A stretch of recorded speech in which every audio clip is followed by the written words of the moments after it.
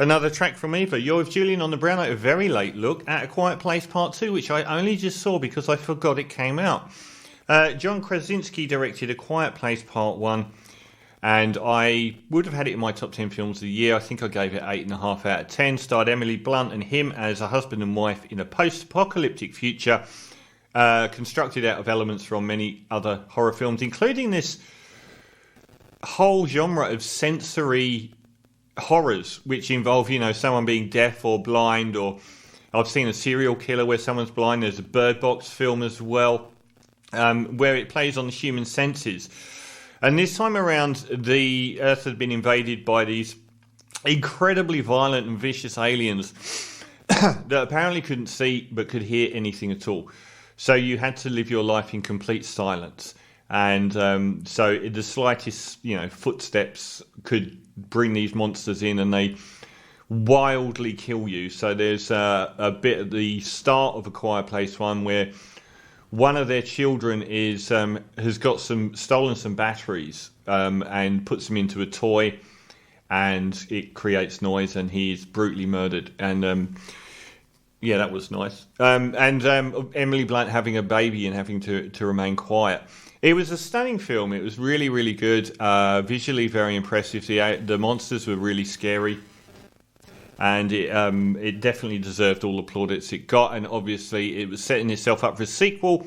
Although John Krasinski killed himself off. I bet he regrets that one, because he actually killed himself off at the end of the first film, which showed the aliens were susceptible to very atonal and abrasive noises.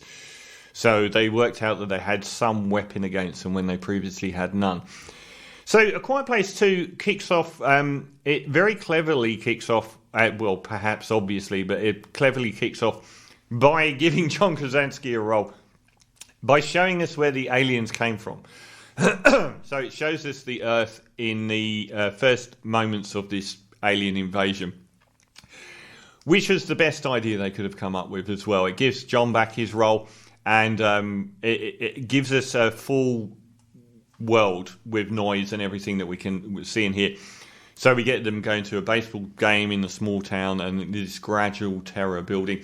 I thought it was good, but I thought the aliens in this bit were a bit less interesting than they were in the first film. I thought that they were a little bit more like Monster Movie in that sequence alone, whereas they were actually quite terrifying in the first film.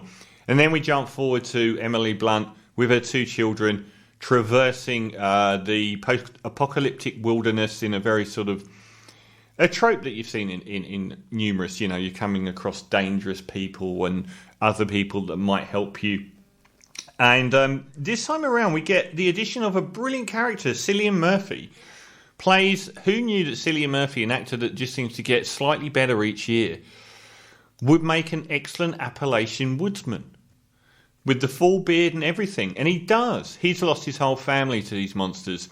And Emily Blunt and her two children reach where he's hiding in this huge abandoned warehouse. And he just rejects them. He's a really broken man. He doesn't want to help them. He doesn't want to help anyone, and he doesn't believe humanity deserves saving. One of the children, played brilliantly by Millicent Simmons, who's deaf in real life. So there's this, one of the great plot elements involved in both films is the fact that she is deaf. So she has this sort of symbiotic relationship with these aliens that can't see but can hear everything, and she can see everything but can't hear. And it's been praised for its inclusivity on, sign language, and she does a brilliant job. She's really good this time around. I thought she was good in the first one, but she's really strong here. They come to realise that there's a song, Somewhere Beyond the Sea, being played from a radio station. So that's indicative that there are other people out there. And they work out that it's from an island just off the coast of America, a small island. And Millicent wants to go there, and Emily Blunt, I think Emily Blunt is one of the best. I love her. I think she's one of the most versatile actresses. I've seen her in so many different kinds of films. She can do like this pretty English Rose, or she can do a hard-assed American DEA agent in something like Sicario. She can do the, mother in a horror film. She does it all. She's really good, and I've seen her in more diverse roles, I think, than any actress I can think. She did the sci-fi American soldier in Edge of Tomorrow, another film that is somewhat analogous to A Quiet Place and deserves its own sequel. I don't know why they haven't come up with that one yet. But here, if there's criticism, it's this film isn't the building dread of the first film. It's an action film more. Much, much more. But what I would say that is analogous to is Alien versus Aliens and Terminator versus Terminator 2. It isn't the same creeping dread horror. It's a lot more of an action-based film, but the action's really good. And I really like the way that they have they switched the dynamic here. So Emily Blunt's son gets caught in a bear trap, and everyone wants to see someone's leg get snapped in the bear trap. Oh. So she stays behind with the son in the warehouse battling them. And Cillian Murphy goes off with Millicent Simmons, the deaf child, to try and find... At first she runs away, and Emily Blunt convinces him that he has to go and find her. And she convinces him to go and try and find this island.